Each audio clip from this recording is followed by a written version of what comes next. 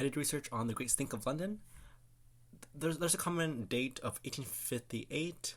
However, I really wouldn't say that's like the year of the Great Stink, but that is the common idea. However, that was really only when the Parliament thought the smell and the disgustingness of the Thames River was so abhorrent that they had to address the issue. The elephant in the room. Just London smelled bad. The Thames River was constantly pumped out with human and industrial waste, with no regard to the environment, and people just died. And so before this, there was a first outbreak of cholera in 1848, and over 1,500 people died, mostly the poor. So of course the elites and Parliament never really addressed the issue until 1858, a whole decade later.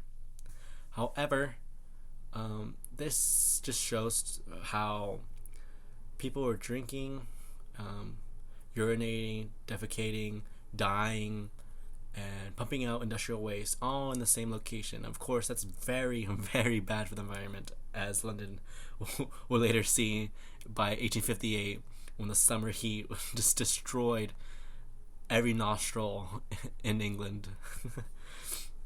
But after 1858, the Parliament had to hire Joseph Bizaget, who was an architect,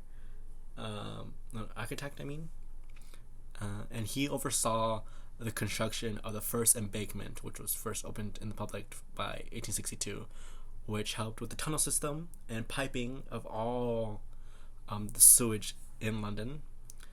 At first, it was to the sea. However, later by 1865, they had a pumping station where they were able to sail it out and dump it somewhere else, which was common practice apparently until it was illegally until it was criminalized in the 1990s. But that's a side note. This just shows how the social norm really stopped progression to any sustainability in London. And so people were so used to the poor just dying in the streets because it smelled really bad, and people were drinking the same poop water that everyone else was, and the elites were drinking wine and beer, which was diluted, and so they never really had a cholera issue, so they didn't really have to face it until the smell, the Great Stink, of course. So that really stopped progress, and and it just shows how without the modern sewage system, London would be a backwater city with no future for a green city.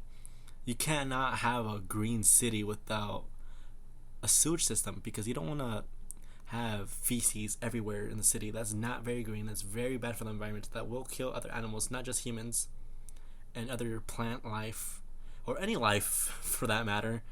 And so I purposely picked the Great Stink because I thought this was a good example for the first innovation for a greener city for London. People would like to, the other means we'll talk about the later issues that came out of the Industrial Revolution, such as the metro system, not issues but solutions for the problems of the Industrial Revolution, such as the metro system and the smog problem of London. However, I thought, let's go basic, let's go where it started, with the sewage system. Okay, thank you.